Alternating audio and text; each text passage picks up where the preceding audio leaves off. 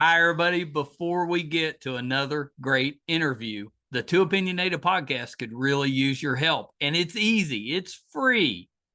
IMDb, which is the entertainment database, imdb.com, named us a top 100 podcast. We came in at number 82. That's a big deal because there's 15 million podcasts and growing. So to be named to anybody's top 100 list, pretty big deal for us. And the way you can help is to go to imdb.com, look up the Too Opinionated podcast, and that's it. Just bringing our page up. That traffic really helps us out. Our YouTube channel is MeisterCon Pod. All we ask is that you subscribe. It's also free, but that really helps us to attract these amazing guests that we keep bringing on the program. And that's it. Two easy ways for you to support us, and we would really appreciate the help. Now let's get to that interview. Hi, everybody. Welcome to another edition of Too Opinionated. I'm so excited today. I've got actor Kellen Goff with me. So welcome, Kellen. Hello, thank you for having me. It's been an exciting talk so far. We've been talking about all we've things hit LA, self-driving cars, we've hit the weather, and we all even the got things. started yet. Yeah, Yeah. You've missed out. yeah. We can't top that. Nope, nope. Yeah, It's all down here from here. that's right. That's right. Unfortunately, you picked the wrong part. Well, Kellen, let's start this way. Tell me a little bit about what got you into the entertainment business. Obviously, that's not an easy business to go into. What made you want to do that? No, it's not. But thankfully, I have a father and a mother who were both in the entertainment industry Oh, already. really? My dad is an entertainment lawyer, does law for like contracts for films and all Yeah. that.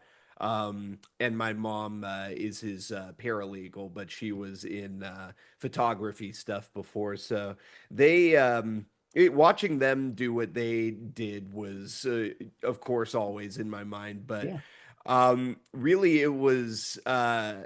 I'm on the autism spectrum, so finding ways to express ourselves is always a very important thing because that's how we relate with other people. That's right.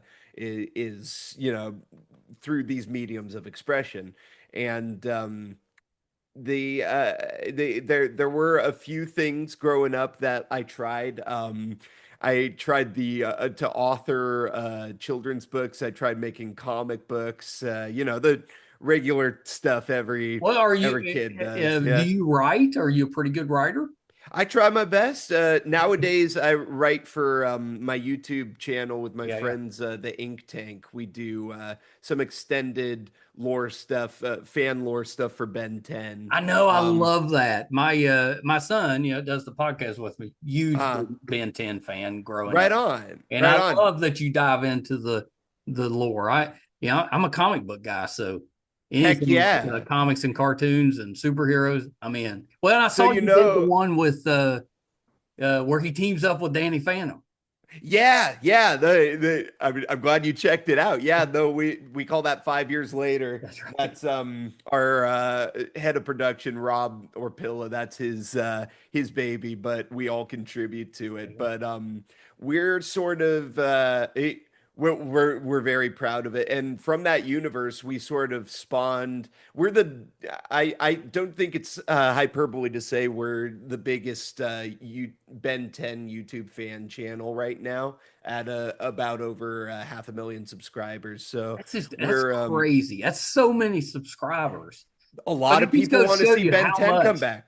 people love that show. Yeah, a lot of people want to see it come back, but what I do for the writing portion of it is, when it's a TV show, sometimes they can't really hit every aspect of the lore of the universe and everything. So what me and my friends do is we tell the stories of how all the different races of the all the alien races of this universe came to be.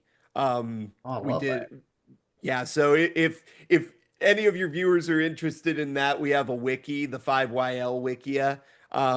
and that's where I Where put all my do you writing get the stuff for that. information? Where are you getting all the info for the background, the lore? Oh, well, we have an amazing team of people. We have a whole Discord dedicated to it, who comb all of the Ben 10 lore. Thankfully, there's a littler pool of lore for Ben 10 than there is for, say, DC or Marvel. There's a more concentrated pool because they didn't lend out the IP to too many people when it comes to like the alien races and all that. So the main Ben 10 wiki is a great source for all of that, but we go out and comb as much of the of the canon as and the non-canon. Honestly, we try to do the non-canon stuff justice as well. We do our best to accumulate all that on the wiki there. I love that. But That's such yeah, a you know it's a fun it's a really fun passion project on the well, that's side. it. I love anyone that has a passion for whatever it is. I may not be passionate about it, but if you are, I think that's awesome. Now, Ben Heck yeah. 10, I could get passionate about that pretty easy, but Heck yeah, yeah, because it was but it was meant to be it was meant to be a Marvel thing. yeah, Um yeah, yeah. I Well, he to the does best of my have those kind of recollection. Yeah. undertones. Yeah. But anyway, getting back to how I got into it. YouTube is actually a big reason as well. It came about when I was 13, Yeah. and at that point I was looking for a medium to, really express myself through. And that came in the form of flash animation Yeah. and something called machinima. That's not a thing anymore. Puppeteering video games, basically, and voicing and editing it. And I found my tribe, my community through that, and we would voice act for each other's stuff. And the more I did it, the more I was like, huh, this feels right. Because I I think was I could doing do this. yeah, I was doing theater in school at the time as well, but I didn't know that the voice acting thing was a viable career until my dad came to me and said, "Hey, there's this workshop. The voice of Porky Pig, Bob Bergen, is running." And we got me into that, and I learned all about the industry there, and I went for it full throttle from I would say all the way back at age 13. I went at it full throttle, but it really started picking up gas when I was 16. Yeah, that's still so early to Hmm. to kind of find your thing. Most of us it doesn't come that easy. Most of us go to school thinking we found it, and then you get out and you end up doing something completely different. Sure. Completely respect that too. I've been told that a lot, that I'm very lucky that I found my passion so Yeah. early on in life, but I credit that to the autism as well. We get our special interests, and when the interest is special enough, our brains just sort of code us to chase after it no matter what. Well, I was going to ask you that. My Hmm. my youngest has got Asperger's, and Oh, he's cool. a musician. He's grown, got kids of his own now, but Mm. he struggled, growing Yeah. up, and we struggled kind of figuring out how to help him with that. So it took a while, but we worked on it, and then once he kind of figured out how to use the autism as a positive or as a driver, Hmm. he just took off. Like Hmm. he used it because he gets so hyper focused that musically, he can sit down and just go, and Hmm. he can write whatever he wants and kind of, he's one of those that he plays all the instruments and does all the vocals and then just layers everything on top of each other and there's the He's song.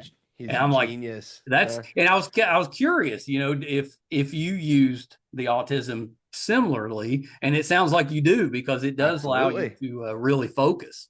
Absolutely. Yeah. And I just want to, of course, thank you, by the way, for not giving up on him. There are many parents who, get the pressure of someone, of a kid on the spectrum, and they don't know what to do, and sometimes it's just too much for Right. them. But Well, it's a lot for mm, everybody, but the rewards of figuring it out a little bit, so worth it. that's You know, love. That's true so love with right there. like Respect. Respect. I know how much he struggled when he was younger, but Hmm. now I'm watching him parent, and it just, Yeah. he doesn't think anything of it. He's like, whatever. Uh, Yeah. but I'm kind of seeing that full circle, it's like Yeah. he couldn't, he couldn't handle himself, and now he's got a family and it's going great. I'm just You like, must be so proud, dude. yeah, it's pretty great. But there's so many of us struggling with something like that, and you just have to figure it out. And Yep. hopefully you're surrounded by people that'll help you do that. But that's not Yeah. always the case. Community is really important Yeah, there, but the human mind is way stronger than we give it credit yeah, for sometimes. It can overcome physical health things even. yeah. Um, but yeah. Did you have a desire to do the physical acting more, or were you always more kind of interested in the voice acting side? I did do theater in elementary school and high school and Yeah. stuff, and it was fun. I did like I always like getting a rise out of an audience because that immediate it's like an immediate like, yeah, you're doing good. Sure. Like for people on the spectrum, it's tough sometimes to get the subtleties, but there's not much misconstruing a roaring laughing audience, you That's know. right. So that I love that aspect of it, and I loved acting alongside other people, of course. But being perceived, it's a big it can be a big pressure for us because Sure. we're always hyper aware of how we look, how we're acting, and everything. We Yeah. want to make sure we're not giving off the wrong impression, doing the wrong thing. So it it can be very stressful to do the screen acting part of it. I have gotten the bug sometimes, but voice acting has just been so much more appealing to me Yeah. because you can really be anything you want to be as long as you Right. sound like it and as long as you embody the character. It doesn't really matter what you look like in person. We do our best in theater to, like if you're playing a dragon, you do your best to embody the character there, and it can work really well. But um, I find I can get into it way more when it's just me and a microphone, Yeah. and I'm really living it inside my head without outside stimuli. It feels way more concentrated and easier to manage for Yeah, me. I love that, and I've always heard. I've interviewed a lot of voice actors. It's a more cliquish group to get into, but It can once you're be. in it, you're in it. Yeah. Which I'm assuming is true because just going from your IMDb page, you're in like everything. I try my best to reach out when I can to if like, hey, if there's anything you feel I'd be right for, I would love to read for it. And Yeah, sometimes it works, sometimes it doesn't. Thankfully it's worked a lot for me, but honestly, it's just it's just having fun at the end of the day. It's like the chasing it aspect of it that you were talking about with your son. Just they're how to explain it. They're like tons of auditions come in all the time, and as long as you keep throwing spaghetti at the wall, I feel like stuff will stick sometimes, um I'm very grateful that so many people in production have liked what I've done and have brought me on. yeah. Did you start like was your first work on the video game side, and then you kind of moved into the voice acting, or was it the opposite? So you mean like developing video games, Well, no, like just doing some of the voices on the video game side. Sure. I mean, it would all be conglomerated under the the He's umbrella all still term of acting, I voice guess, acting. right? Yeah, which is all still acting. Yeah. Um, Video games, they are easier. Well, at least in the beginning for me, they were easier to get into on the indie side of it. There was this place called the Voice Acting Club forums, and a lot of us came up there. A lot of my peers that I have today, but a lot of the stuff that was auditioning on there was indie video games. Yeah. So a lot of what I did was that. It was a lot of online YouTube content, whether it be machinima or animations or promo,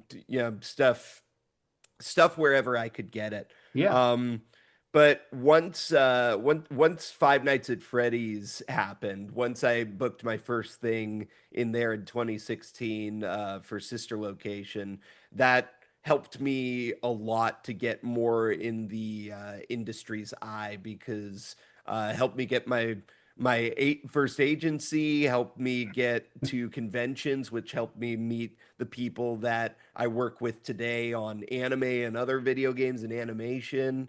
Um, it all cascaded from there. Uh, Voice acting, there's no one way to get into it for Yeah. anybody. I feel like everybody sort of has a different story. Some are similar, but it's like snowflakes. Every one of them's going to be different. And yeah, but to answer your question, the definitely it started with a lot of indie video games. Yeah. Well, and yeah, and then when you did Five Nights at Freddy's the game, and you got to voice several characters in the game, what was it like? When the movie comes out, and they're like, "Hey, what? Yeah, Maybe we do a little role in that." I mean, that yeah, had to be like that's. I mean, that's a big step up, it even though is a it's a big really step up. popular game. It's huge. Yeah. I mean, Scott Cawthon, who father of the franchise, still helps head it up to this day. The buck stops with him for a lot of stuff. Right. He likes having certain people that he goes back to over and over again because he likes reliability Right. and he likes to keep his circle pretty small to people that he vibes with. Um, so I'm very grateful that we met at the right time because he's pretty much had me in every project he's done ever since. I've been like James Gunn has the people that he brings along on Yeah. everything. I've I been love I grateful to love be. actors and directors that do that type of stuff. And Yeah, there's a lot of them out there that sure. Mike Flanagan tends to do that with his people. Brings Yep. same ones. And why Chris wouldn't you? Nolan Once with you're Matt comfortable Damon. with somebody, Yeah, yeah. If you know it's going to be a good time and they're going to understand your yeah, direction and everything, why not? So so it was a lot of video games with him.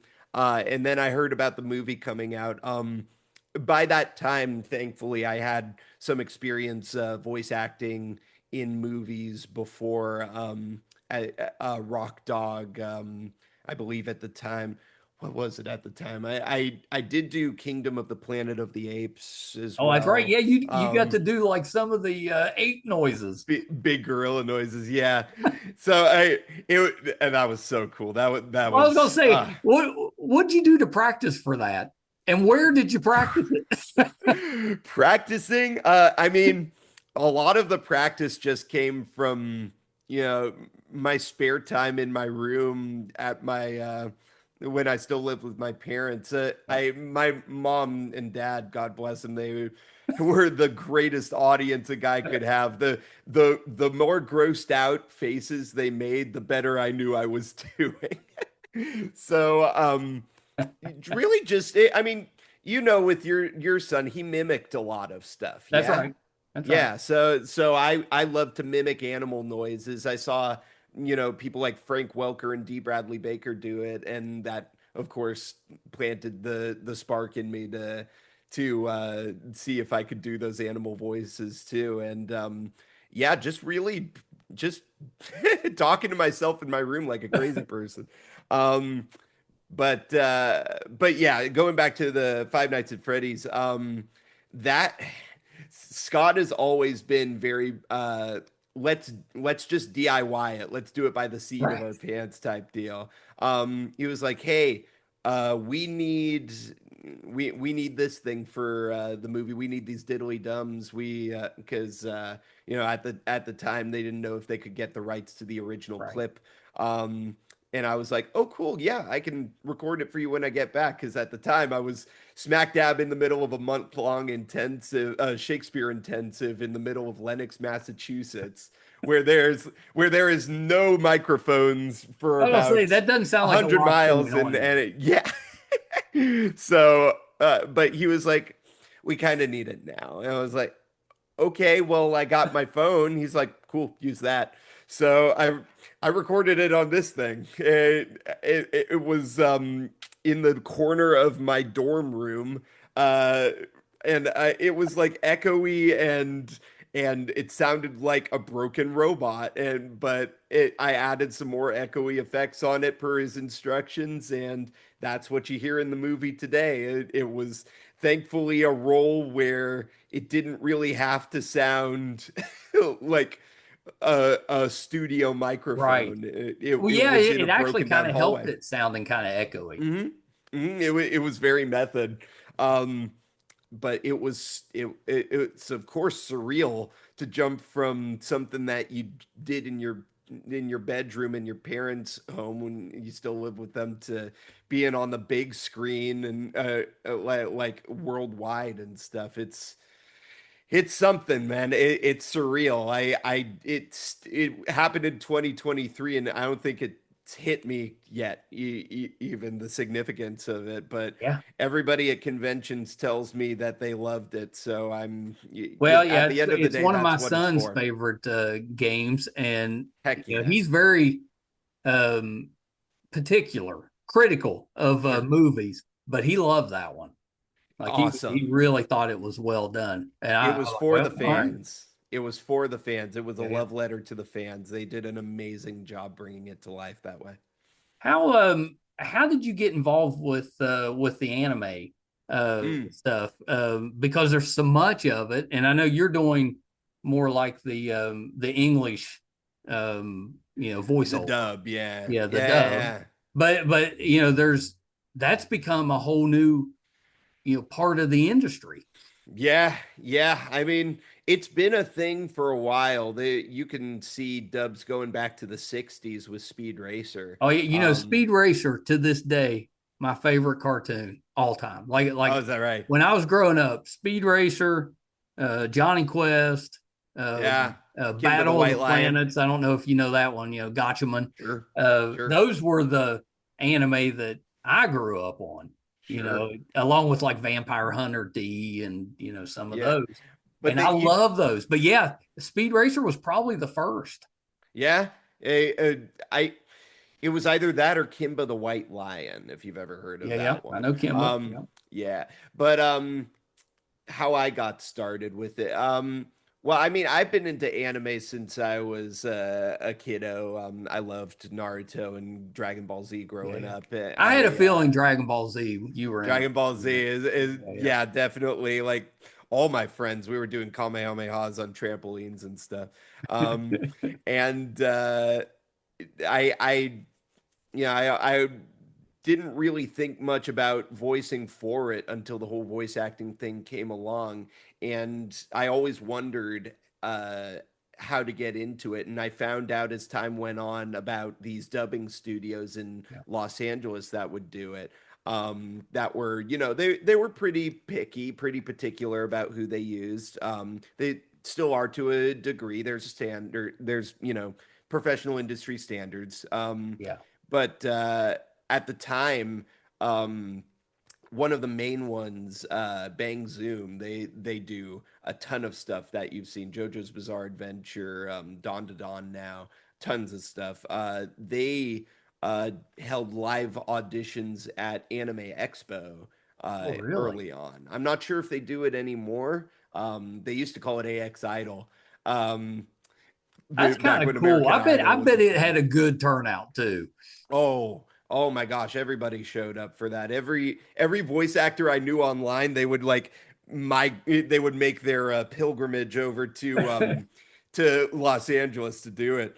Um so that was how I got on the radar of Bang Zoom. I feel like I no, you know what? It was after Five Nights at Freddy's, but um what really launched me into the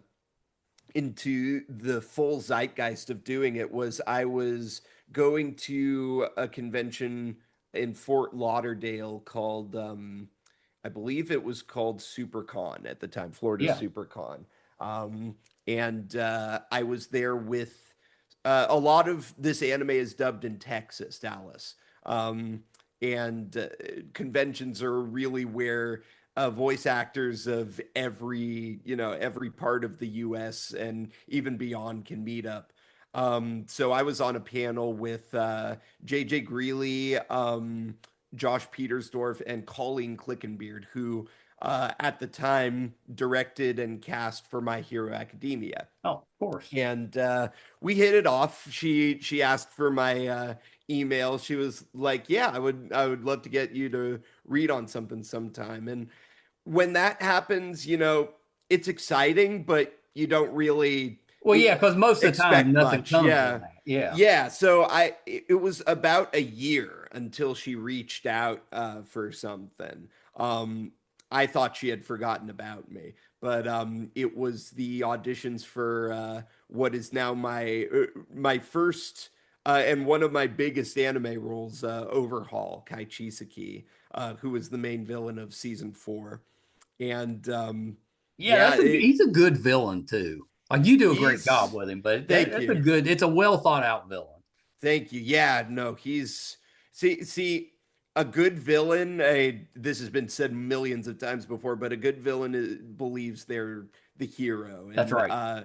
and it blurs the lines of morality. Like he believes everything he's doing is justified so that he can pay his father figure back for taking him off the streets when he was an orphan. Yeah. Um, but of course, it goes to way too far. Um, so having booked him back at Bang Zoom, I auditioned for JoJo's Bizarre Adventure for Diavolo, who there are a lot of similarities. He's also the leader of a mafia. He's also very overpowered and reclusive and doesn't like to be touched. He's very angry as well. So a lot of these qualities matched up, and they liked me for the role because of that and the audition that I did, thank goodness. Um, and Yeah, that's awesome. I love that you have done so many of them. I was looking, I was like, thank I you. knew you'd done like I knew Attack on Titan. You did Yep, the Jaw Titan and some of those. I knew that those. came later. Yep. But yeah, I was looking, I was like, you did like all of them. A good bit of them, a good bit of them. A lot of the popular ones, thank Yeah. goodness. Yeah, Well, you were on what's the Jujitsu Jujutsu Kaisen for Kaisen one one episode, episode. but Yeah, I I had made it in there. I made it Adam's in. been on the show, Oh, MacArthur. cool. Yeah, yeah, and that was how I kind of learned about the dubbing Mm. part of it because I'd had him on, and he's a talented with Oh, voices. oh, But he's amazing. Yeah, and he's such a sweet guy as well. oh, He he's he's the nicest guy. he's the Yeah, one who very got me humble. with he's the one who recommended the PR agency who hooked us up, Cats. Yeah, That's he's a awesome. sweet dude. Well, I I saw. just did Walla for the Simpsons with him the other day, actually. Oh, you did? That just came out. That was the first episode of this last season there, but it was nice to finally do something together with You him. know, It was a lot of fun. yeah, I'll have to watch that. Yeah, Uh, we're in there somewhere in the background. We're mostly school kids, yeah, I yeah, think. yeah, yeah. I'll have to watch and kind of See see if if you I can can hear peek you us. out in there. Yeah, yeah. I'm just kind of curious with that. Yeah. And of course, I'm a comic book guy. Mm. That's I owned a couple of Oh, stores when I ha. was in school, so I was all about the Spider-Man when you did this new version. So this one's Oh yeah, it's Your Friendly Neighborhood Spider-Man, I think. that's right.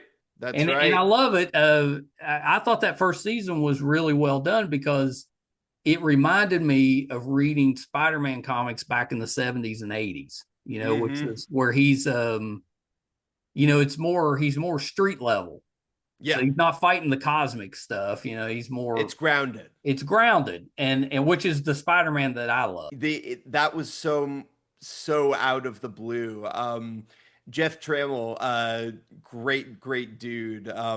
He's the writer for the show, and he remembered me from Zeno Robinson, who a good friend as well. He plays Harry Osborn Yeah. in that one, and Does a he good re- job with it too. he's Yeah. phenomenal. I love Xena. Sweet guy too. That's the one of the biggest keys to working in this industry, being a sweet person and easy to work That's with. right. That you'll Well, get yeah, if you're an remembered. asshole, they might not want you back. Yeah, exactly.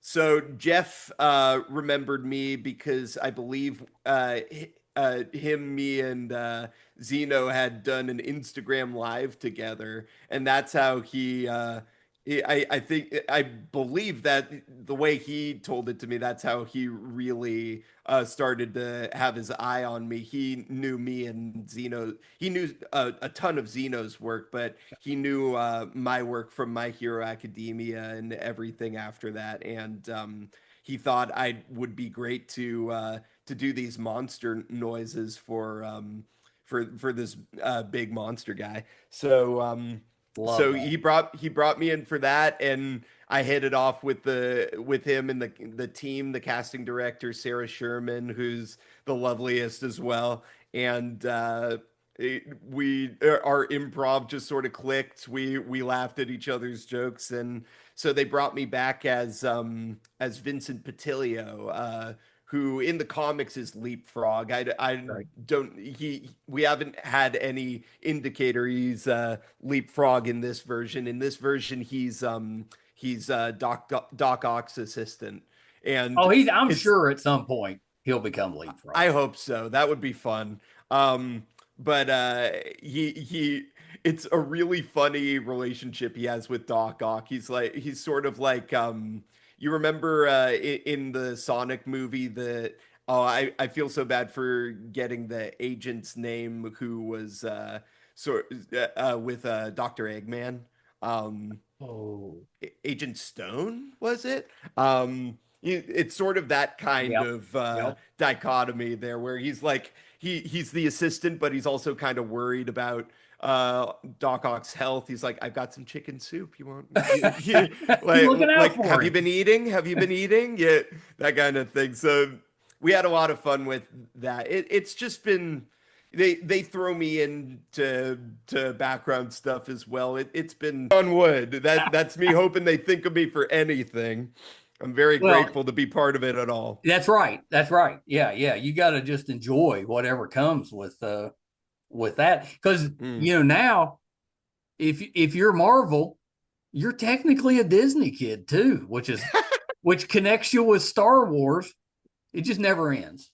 Yeah, it never ends. I'm at least I hope it's never going to end. I really like doing what I do, and heck, if they want to throw me in Star Wars too, I've been a fan of that since I was a kid. I remember going to the Attack of the Clones Oh yeah.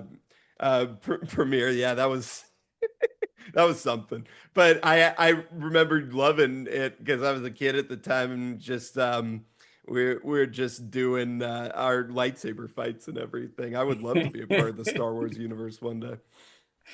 I know. I know. Star Wars. I love the fact that like each generation has their Star Wars, but we Hmm. all got to experience that kind of going to see, our generation of Star Wars at the theater, which is, I was seeing the originals back in the, late 70s is when I was watching them. And then It's my so son, cool. was a trilogy kid. And now you've got a whole new generation that's, unfortunately, they're the new ones, but eventually Yeah. they'll come out with some that'll I actually liked Force Awakens. I thought it was really good. It just they kind of lost their path after that. Yeah, no, yeah, it I was watching a documentary on that. It's just sort of like it's the I feel like there's a pressure to deliver when you have Yeah. so much lore and legend weighing on you at that point. So I'm sure everybody just wanted to make something that everyone would like, Oh, I'm and sure. sometimes it works, That's sometimes right. it And doesn't. sometimes it doesn't. So Yeah, I know we got to wrap up soon, but I wanted to mention a couple others, your sure. work that I just love. You got to do some of One Piece, which Yep. I'm assuming is the anime, Yes. not the live Not the action. live action. No. I That would loved be the live fun. action, and I watched it, and I was like, "Oh, I'm gonna go check out the anime." There's like 1,200 episodes. Yeah. Yeah, it's become sort of a meme. Like, oh, you've started One Piece. Oh, good luck. That's quite a pilgrimage. Yeah, it's I worse than Supernatural. There's so it's many. I At worst, what it's season are we excellent. on now? It's just too many. Are we in like the 40s? I wonder if it's I wonder who beats them. Is it One Piece or Simpsons? Is it Simpsons Well, probably? Simpsons Yeah. is up in the 30s. Yeah. Yeah, they do it in arcs now. Yeah, So, yeah, but I don't know much about it, but about the seasons part of it, but it was so fun to be part of the Wano arc as Shishilian. I had been a character called Blue Gilly before. He was a that's bit right. smaller, but Shishilian was thankfully a larger supporting role, and it's just so much fun to do. I This really liked it. Well, even the live action, because it's almost like a superhero type of universe, because hmm everybody on there has a power. Yep, yep. You know, A which lot of them coming from the demon, from the devil fruits and everything. yeah, But even without it, there's just like you got Zoro, who's just this master swordsman who just achieves these superhuman feats because this world is just so cartoony. Yeah, it's Eh, very they they cartoony. they really lean into the cartoony aspect for it. I love that. I do too. It's terrific. And then I got to mention Demon Slayer because Yep. it's out there now. The movie. Uh, Yeah. we've had Abby Trott's been on, who's terrific. Abby's great. Yeah, Abby's great. I loved her. Loved her. That's the first time I'd met her, and she was outstanding. But yeah, you've done some work on that as well. Yeah, that was 1 2 hour session. It Really? was 2 episodes. It was the he doesn't even really have a name. He's Father Spider Demon. Um there's a family of spider demons. Rui is the main one, voiced by the late great Billy Kometz. And this guy is just sort of the patriarch of the family. We don't really know much about him. He just sort of he's monstrously, like many fathers can relate. He's monstrously protective of all of his family. He like pretty much all of his lines are "Don't you come near my family." Is like he just screaming that over and over again while he's fighting Inosuke, and that was it was pretty much just 2 hours of that spanning 2 episodes, but it's become like he's got a pop figure because of it. It's just become such a huge Yeah. franchise with a great story and amazing animation and great Oh, the performances. animation on So it's incredible. yeah. So rightfully so. It becomes a juggernaut. It's Oh, just and it's I wanted to mention One Punch Man. You did that one too. So Yeah, yeah. Once upon a time, that was see a lot of these franchises. I'll do like 1 or 2 episode mhm. roles that are like guests and all that. And it's a lot of fun to just go into all these different worlds and sort of test the waters and be like, okay, that was fun. On to the next thing. I love staying in worlds, of course, when they have me in for larger characters, Yeah. but it is fun to like it's like traveling, it's like being a tourist, it's like coming in and seeing the best parts of Italy and Japan and then being like that was fun and moving on to the next I thing. love that. Yeah, you just kind Yeah, of jump in, jump out. Get a Hmm. little taste.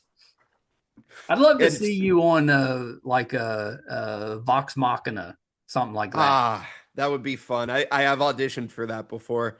It would be very fun to be on that. Are There you are that's you a great a group D of and D people. player? Do you play? Yeah, yeah, a little bit. I dabble, I dabble. Yeah. It's tough to get a campaign together when you're uh, a working actor because Yes. dedicating a specific bit of time, it's just like an ever-moving contractor type schedule. Yeah. So it's tough sometimes to Well, it's tough, commit, you you know. know, even if you've all got the time, it's still Hmm. hard to get everybody together. Hmm. Sometimes it has to be Zoom like So this. yeah, yeah. Sometimes which is kind of a nice option now, you know. Yeah, I'd have probably used that when I was younger if we'd had it, but you know, we were sure. all trying to get together physically, which Yeah. wasn't hard when I was in high school, but once you get out of high school, it gets a little difficult.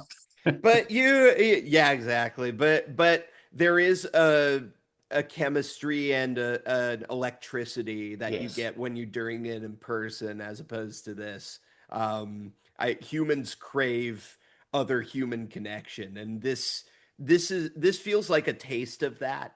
But it's just so much better when you're like when you're looking someone in the eyes and you know they're looking you in the eyes as that's well. right. That's exactly right. Well, Kellen, thank you for taking a little bit of time. This has been terrific. I'm a big fan of your work, and you're so prolific, which I think Thank is you. just awesome because you haven't been doing this for that long, really. You got a Yeah, long way to go yet. relatively, yeah. I mean, I started. I like really broke into it when I was like 19, 20, and I'm 30 now. So hasn't been too long, relatively in the span of life. But I'm hoping to do this for a lot longer. Thank you Yeah. so much for supporting what I do. Yeah, I'm of very course. grateful for people Well, like you I'll who keep an are eye out interested. because You know. you know we cover a lot of conventions. We'll look for you when. Oh, right on. I would love to meet you in Yeah, person, yeah, man. we would too. I always laugh because we go to these conventions and the longest lines are always the voice actors. Cracks me up. Yeah. Yeah, there have been you go to these conventions, sometimes you get to talk to live action people who that's what they do, and teaching them about this stuff is always such a trip because we come from such different Yeah, worlds. it's so different. It feels like different nations coming together and trying to understand each other. It's really for that reason it feels like an honor. It's actually really fun to understand where they're try to understand where they're coming from as well. Well, yeah, of course. Of course it is. So Kellen, a couple things before I let you go. Hmm. Anything else that you're working on that we can keep an eye out for? Well, there's the ink tank stuff. Yeah. We're always doing the 5YL thing. We're coming out with stuff. If not later this year, then hopefully early next year. That's my main deal. Yaiba is releasing right now on Netflix. Yeah, yeah, Um, yeah. I saw that was out. Yeah, very good. Sammer, I get to play a little. See, I love it when I get to play cute little characters. I play so many scary, awful, Right. irredeemable child killers that playing a cute little tiger every now and again Yeah, is not quite the terrible. relief. Quite the relief, actually. Yeah.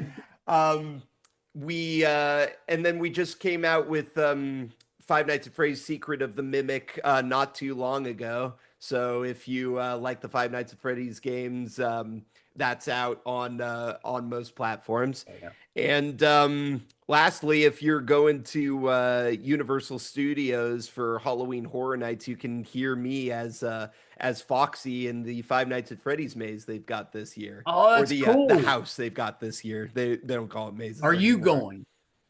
Oh, I already went. I was Oh, there for okay. the red carpet. Ah, it was so cool. But yes, I'm going back like at least three more times. That's I've awesome. got tickets already. Yeah, yeah, that's cool. It'd be cool to hear your voice. Yeah, yeah. I was there. for Last of Us, they took my bloater sounds from the video game and used them in their house at the time of, Wow. if not last year, then a couple years back. So seeing that come out of that, it's always been a dream of mine to be a voice at a theme park. So to see that, Done. especially, yeah, it's been such a dream to see those come to life That's there, awesome. I literally thought come to life so. there. Last thing before we wrap up is just where can we find you on social media? Sure. At Kellen Goff, KELLENGOFF on pretty much everything except Facebook, which is Kellen Goff VO. But I pretty much only post stuff there. I post on Instagram That's anyway. right. So there you go. Yeah, you got it covered. Yeah. All right, Kellen, hold on one second. Kellen Goff. How great was that? Absolutely loved him. And he legit has been in everything. I wanted to read a few of the games that he has worked on. Final Fantasy VII, Dune Awakenings, Dragon Age, Elder Scrolls, Suicide Squad, Fallout, Street Fighter, Minecraft, God of War, Ghostbusters, Evil Dead, Addams Family, Monster Hunter, World of Warcraft, League of Legends. And that's just a few. There's so many more. I mean, just a talented guy. Talented guy. Hope you enjoyed that. If you're finding us for the first time, our YouTube channel is MeisterCon Pod. Please subscribe. Our website's meistercon.com. You can find over 1,000 episodes, audio and video versions. If we're doing anything in studio, if we're covering a convention, if we're going on location, it'll be on the website, meistercon.com. Thank you guys so much. Till next time. Bye, everybody.